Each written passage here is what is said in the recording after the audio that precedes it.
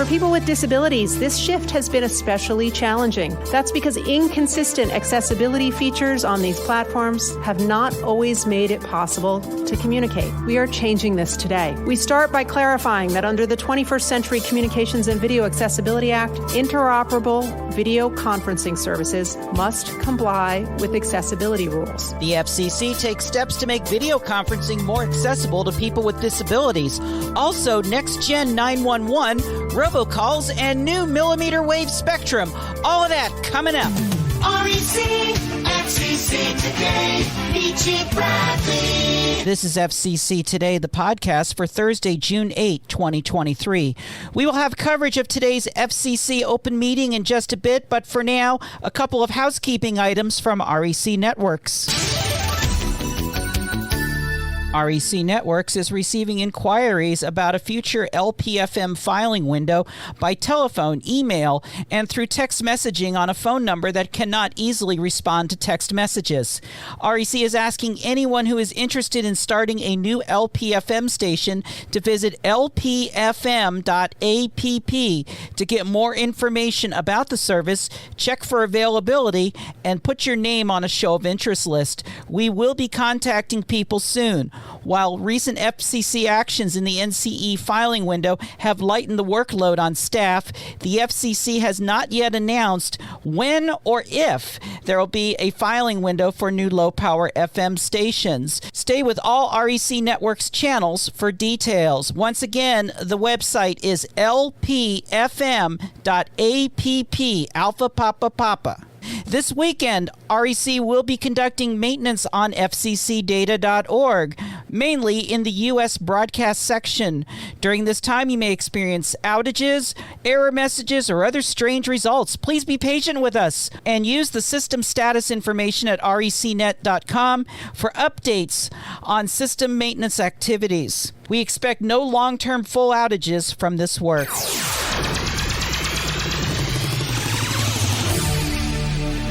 The FCC held their June open meeting today. Subjects ranged from Next Generation 911 to expanding access to video conferencing for people with disabilities. The FCC voted today to adopt a notice of proposed rulemaking to advance the transition to Next Generation 911 service. NG 911 will upgrade the current 911 system from a more traditionally circuit-switched network, such as the way the telephone system has been running for decades, to an Internet protocol or IP-based system.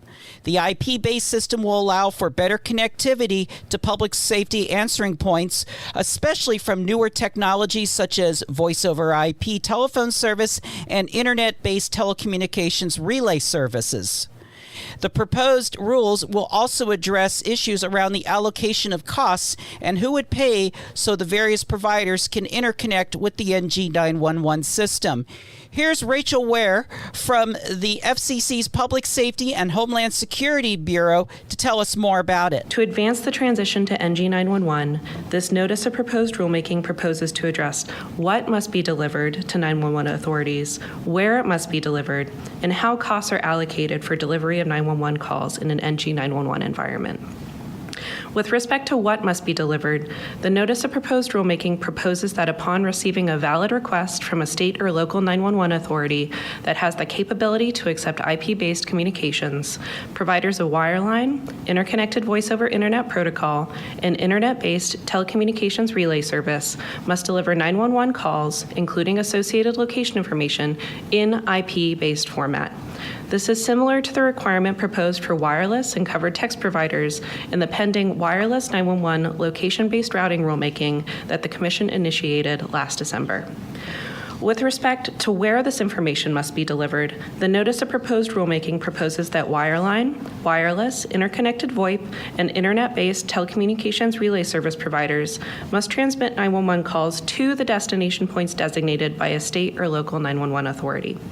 Regarding the allocation of costs, the notice proposes that all originating service providers, including wireless, wireline, interconnected VoIP, and internet-based telecommunications relay service providers, would be presumptively responsible for covering the cost of transmitting 911 calls to the points designated by a 911 authority, including costs associated with delivering the information in IP-based format, unless the state has established an alternative cost allocation mechanism. The FCC also voted to adopt a notice of proposed rulemaking that would make it easier for customers to decide which robocalls and robotexts they wish to receive. From the Consumer and Governmental Affairs Bureau, here's Christy Thornton, Acting Chief of the Consumer Policy Division. First, the NPRM proposes to codify and strengthen the Commission's 2015 ruling confirming that callers who have provided prior express consent to receive auto-dialed and pre-recorded voice calls may revoke such consent through any reasonable means. The NPRM proposes a rule that consumers have the right to revoke prior express consent in any reasonable manner. It proposes to strengthen the right by saying callers and texters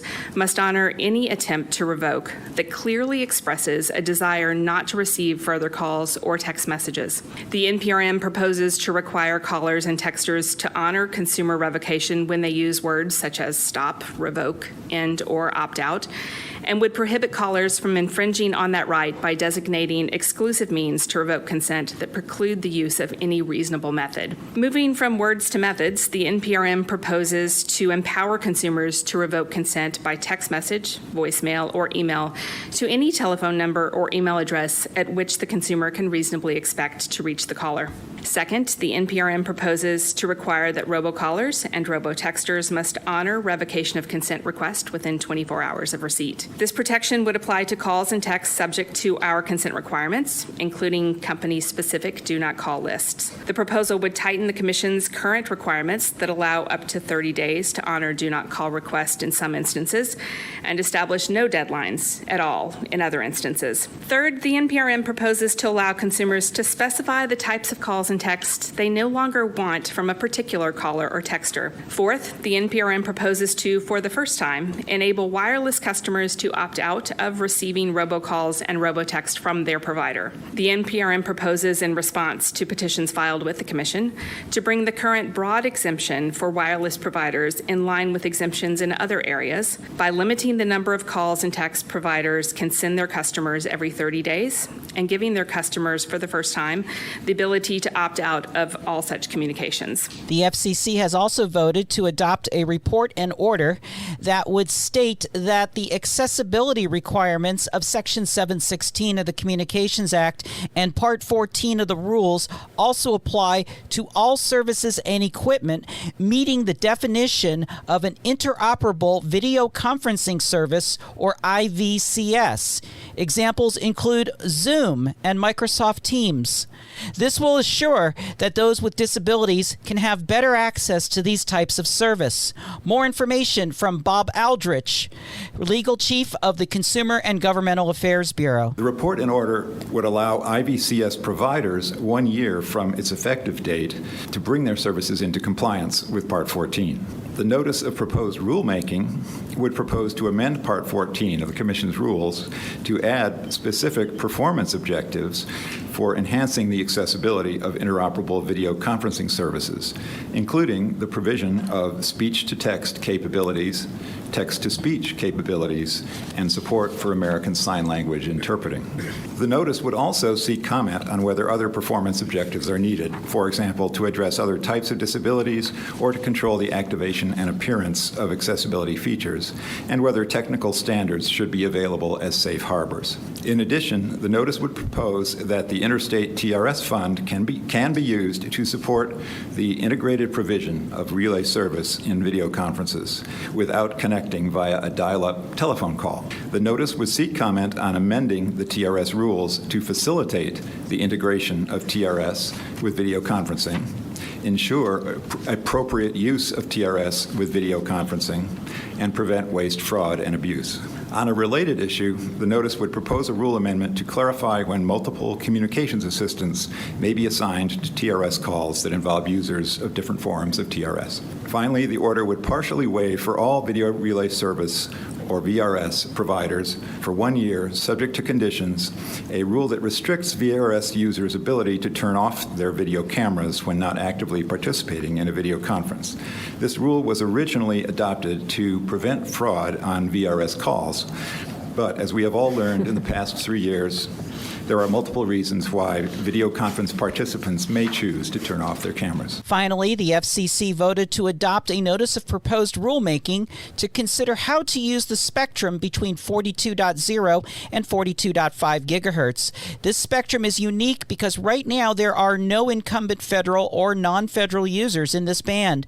The FCC wants to explore creative ways of handling the licensing and the use of this spectrum, as outlined from Catherine Schroeder, Senior Attorney Advisor in the Wireless Telecommunications Bureau. This notice of proposed rulemaking would seek comment on how a shared licensing approach might be deployed in the 42 gigahertz band to lower barriers to entry for smaller or emerging wireless service providers, encourage competition, and prevent spectrum warehousing. The item would seek comment on 3 specific potential shared licensing models, as well as any other shared licensing models proposed by commenters. First, the item would seek comment on a nationwide non-exclusive licensing model in which licensees would apply for a license with the Commission and then coordinate and register specific deployment sites with a third-party database administrator. Second, the item would explore a site-based licensing approach in which licensees would apply for each deployment site directly with the Commission. Third, the item would seek comment on a technology-based sensing approach in which operators would employ certain technologies to avoid harmful interference from one another without the use of a registration database. The item would also seek comment on other aspects of possible shared licensing approaches, including coordination mechanisms, first-in-time protections, build-out requirements, and potential synergies with the sharing approaches being considered for the lower 37 gigahertz band at 37 to 37.6 gigahertz. The item would seek comment on whether the 42 gigahertz band should be subject to the same license terms and technical rules as the existing Part 30 UMPHIS bands, which are used for other millimeter wave bands in nearby frequency ranges, such as 39 gigahertz, or whether adopting a shared licensing approach would necessitate different rules. The item would also propose to license the 42 gigahertz band as 5 100 megahertz channels. Finally, the item would propose to protect adjacent radio astronomy services in the 42.5 to 43.5 gigahertz band by requiring that operators in the 42 gigahertz band comply with a spectral power flux density limit at radio astronomy sites. Comment deadline dates for these proceedings will be announced at a later date. The next FCC open meeting is scheduled for Thursday, July 20, which is ironically also the 39th anniversary of the creation of REC Networks. We should know more about the agenda of that meeting around June 29th, unless Chair Rosenworcel gives us some clues beforehand. Stay tuned.